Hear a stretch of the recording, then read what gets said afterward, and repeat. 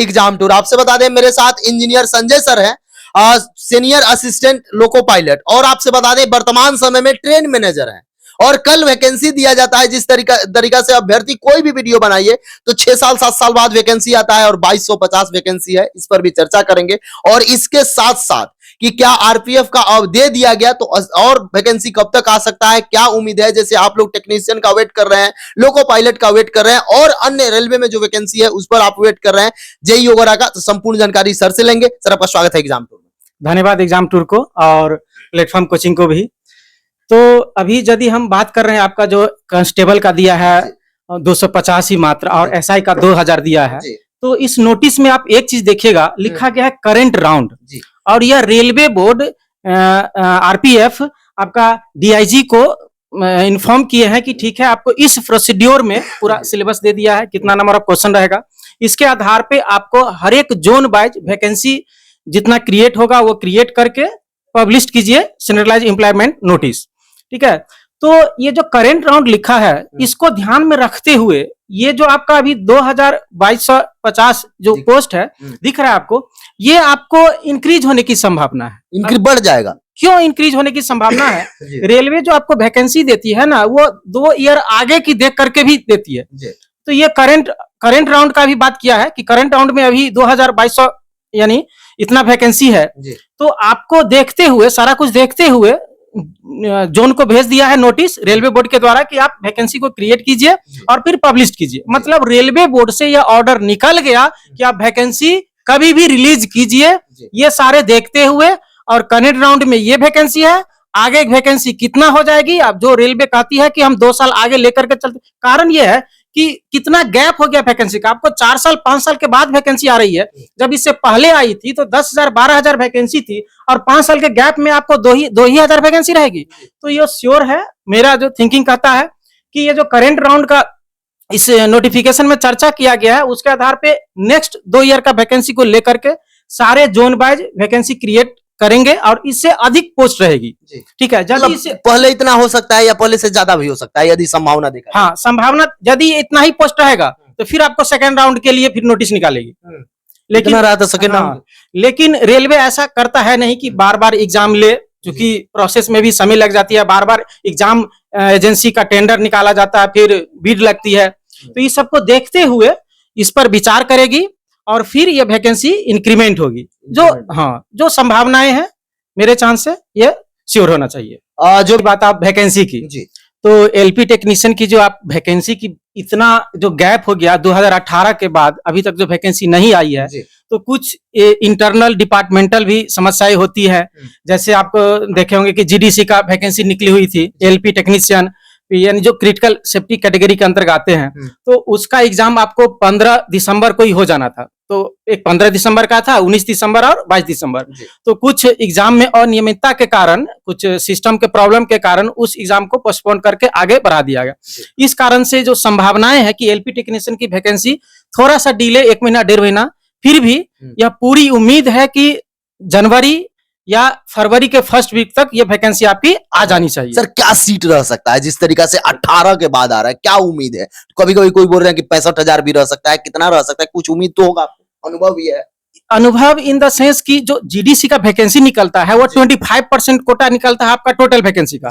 तो जो अभी कुछ कैलकुलेट किए हम जीडीसी की वैकेंसी का, उस हिसाब से यदि 25% जीडीसी का भी है तो 75% और कितना होगा, तो उस हिसाब से देखा जाए तो कम से कम जो 75% बढ़ जाती है वो करीब 40,000-45,000 के आसपास आती है। 50 तक भी हो सकता है। हाँ, प्लस रेलवे आपको 2 साल आगे की वैकेंसी लेकर के चलता है। तो यदि वो 2 साल आगे की लेकर के कंसीडर करेंगे, यदि 24 में निकलती है और वैकेंसी 26 तक का कंसीडर करेंगे, तो आपको श्योर है कि 60,000, 65,000, 70,000 तक की वैकेंसी आ सकती है, ये एलपी टेक्नीशियन मिला करके।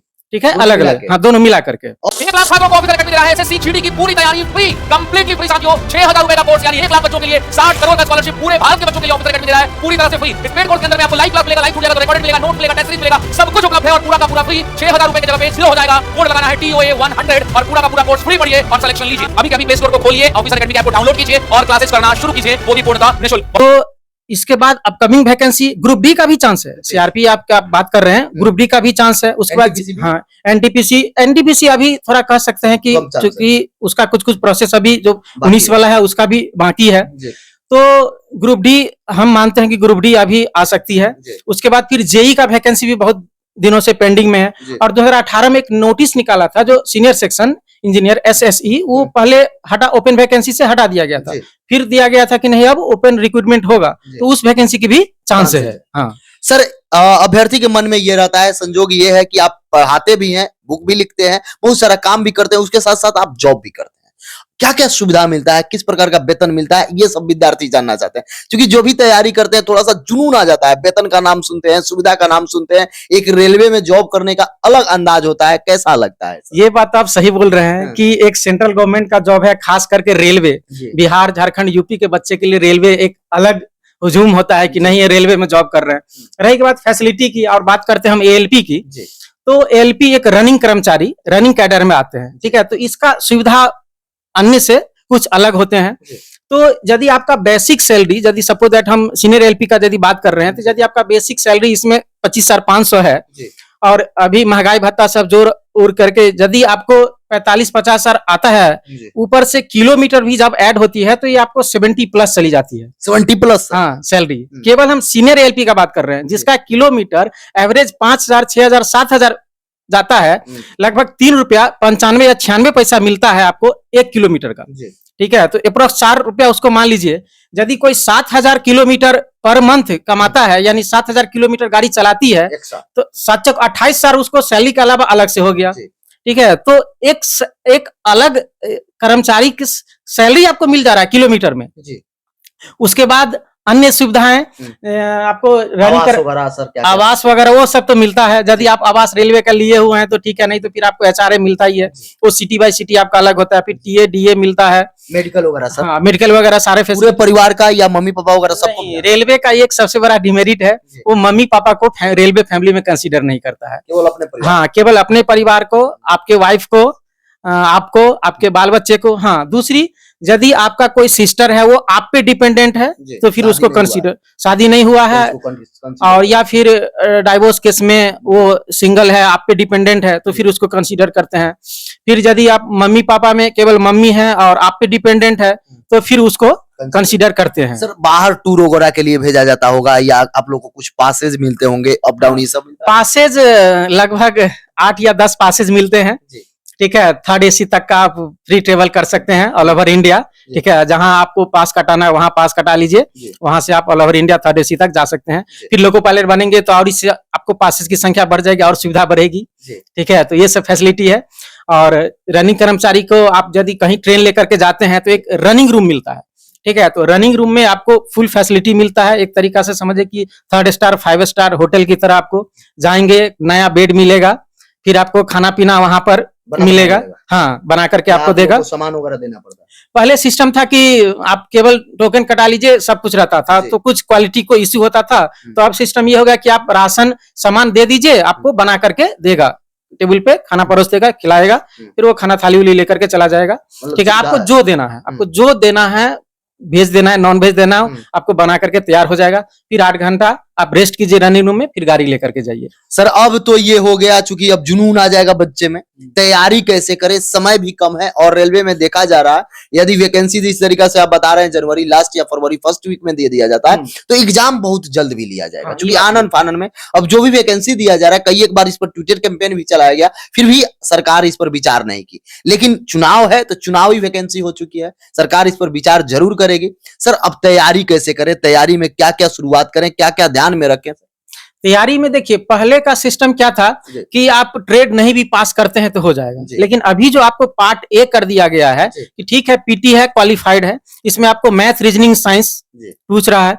जब भी आप सेकंड पार्ट में जाते हैं तो मेंस में जाते हैं तो पार्ट A में आपका फिर वही है, मैथ रीजनिंग साइंस सिलेबस है, लेकिन वहां पे पार्ट B आ जाता है रिस्पेक्टिव ट्रेड। जो जिस ट्रेड से फॉर्म भरा उसका अपना ट्रेड में पास करना, क्वालिफाई करना अनिवार्य है। यदि आप क्वालिफाई नहीं करते हैं तो आप कितनों नंबर ले आइए, आप कंपटीशन से ही बाहर हो जाते हैं। ये पैटर्न है। तो आपको देखना है कि चूंकि वैकेंसी निकलेगी तो हमको उतना समय मिलेगा नहीं, तो बच्चे करते क्या है इसमें, इधर मैथ रीजनिंग साइंस, चूंकि अदर एग्जाम में कंपटीशन में तो सिलेबस लगभग सेम रहता है, तो उसको तैयारी बहुत अच्छे करते हैं, तो लगता है वैकेंसी आएगा तब ट्रेड पढ़ लेंगे। आप 2018 वाले वैकेंसी की हम बात करते हैं, बहुत सारे ऐसे लड़के थे क्लास में मिले थे 80 85 95 नंबर ले आए थे, लेकिन वो ट्रेड में फेल कर गए थे, फेल कर जा रहे थे। ट्रेड में फेल कर जा रहे थे। ट्रेड के लिए किन किन बातों पर ध्यान देना चाहिए, क्या के लिए अभी आपको ये करना है कि जो बेसिक बुक होती है, जो बेसिक चीज होती है, और खास करके तो ट्रेड का कुछ पोर्शन होता है जो फिजिक्स के पार्ट में भी कॉमन होता है, तो जो बेसिक पोर्शन होते हैं उस पोर्शन को अभी आपको कवर करते रहना है। जब ये वैकेंसी आएगी तो आपको दोनों साथ लेके चलना है, इधर नॉन टेक भी लेके चलना है और इधर टेक्निकल भी लेकर के चलना है। चूंकि ट्रेड में यदि आप क्वालिफाई नहीं करते हैं तो कितनों भी आप नंबर ले आइए पार्ट ए में या फिर पीटी में या मेंस में, आपको कोई फायदा नहीं है, आप कंपटीशन से बाहर है, आपके कॉपी को चेक भी नहीं किया जाएगा जिसपे आपको मेरिट बनेगा पार्ट ए पे। सर साइंस को लेकर, साइंस भी पूछा जाएगा, साइंस में क्या क्या ध्यान दे, कौन कौन चैप्टर पर ध्यान दे, और उसके बाद न्यूमेरिकल्स भी पूछ दिए जाते हैं, इनको लेकर सर आप क्या कहेंगे? तो साइंस, रेलवे बहुत अच्छा वेटेज दे रहा है साइंस को, और साइंस में खास करके रेलवे फिजिक्स केमिस्ट्री पे सबसे ज्यादा वेटेज दे रहा है, उसके बाद बायो पे दे रहा है। रहेगी बात न्यूमेरिकल की, तो न्यूमेरिकल जो है अभी जो प्रीवियस एग्जाम हुआ है उसमें लगभग 2 से 5% तक न्यूमेरिकल रहती है। यदि आपका कॉन्सेप्ट क्लियर है तो जो 2 से 5% न्यूमेरिकल पूछता है वो आपको बन जाएंगे। मतलब प्रीवियस देख लें। हाँ, प्रीवियस तो देखना अनिवार्य है, क्योंकि अभी सारा रेलवे का एग्जाम टीसीएस ले रहा है, और अपकमिंग अभी रेलवे जीडीसी का एक एग्जाम हुआ था जिसमें एप्टेक कंपनी को दिया गया था, वो सही से एग्जाम नहीं करवा पाया। सिंपल सा लाख कैंडिडेट होगा, बहुत होगा, जब 1 लाख कैंडिडेट को नहीं करवा पाया, ओपन वैकेंसी करोड़ों होता है, तो स्वाभाविक है कि टीसीएस एग्जाम लेगी, क्योंकि बहुत बड़े पैमाने पर एसएससी हो या अदर हो वो टीसीएस ही लेती है। तो टीसीएस का पैटर्न देखें, एनसीईआरटी बेस्ड साइंस पूछ रहा है, और एनसीईआरटी बेस्ड साइंस पूछ रहा है, आपको रटा रटाया से काम नहीं चलेगा, ठीक है। एनसीईआरटी बेस्ड कॉन्सेप्ट क्लियर करते रहना है, ठीक है, और साथ साथ ट्रेड को लेकर के चलते रहना है, पीछे से इधर फिर देखते रहना है आपको। चूंकि मैथ रीजनिंग पे हम इसीलिए नहीं फोकस कर रहे हैं, कारण कि विद्यार्थी इधर एसएससी तैयारी करता है और अदर कंपटीशन की तैयारी करते हैं, मैथ रीजनिंग उसको और ठीक रहता है, इधर जीके जीएस भी ठीक करके रखे रहते हैं।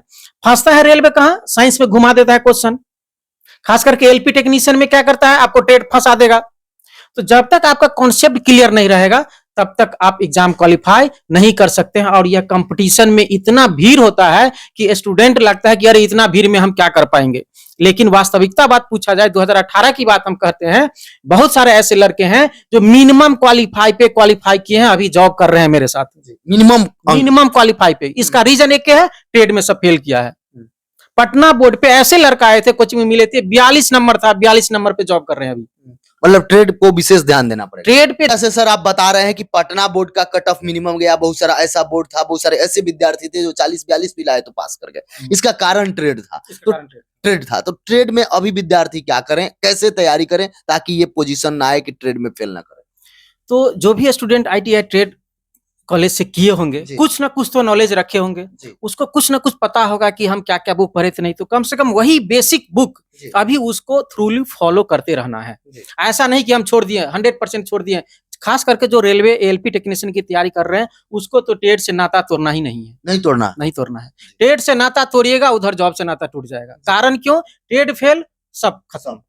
3 काम सर क्या बताइएगा अभ्यर्थी को ताकि करे, वैकेंसी आने वाला है उसमें उसका फाइनल सिलेक्शन हो जाए, 100% रिजल्ट हो जाए, क्या बताइएगा? क्योंकि आप भी जॉब कर रहे हैं, शिक्षक भी हैं, लेखक भी हैं, बहुत सारा ओहदा है, बहुत सारे विद्यार्थी को ज्वाइनिंग भी करा दिए, क्या बोलिएगा 3 काम? देखिए, फर्स्ट काम हम यह बोलेंगे कि आप जो तैयारी करते रहे हैं, जो आपका प्रीवियस तैयारी है मैथ रीजनिंग जीके जीएस, उसको आप कंटिन्यू रखे रहिए। दूसरा काम, साइंस पे आप बहुत ज्यादा वेटेज दीजिए। और तीसरा, ट्रेड को नहीं भूलना है, ट्रेड को साथे लेकर के चलते रहना है। और इतना होने के बाद यदि आपका सब कुछ सही रहा तो माइंड को पूरा अस्थिर रखना पड़ता है। कारण क्यों, रेलवे एक बहुत इंपॉर्टेंट एग्जाम लेती है इसके बाद, जिसको बोलते हैं साइको टेस्ट।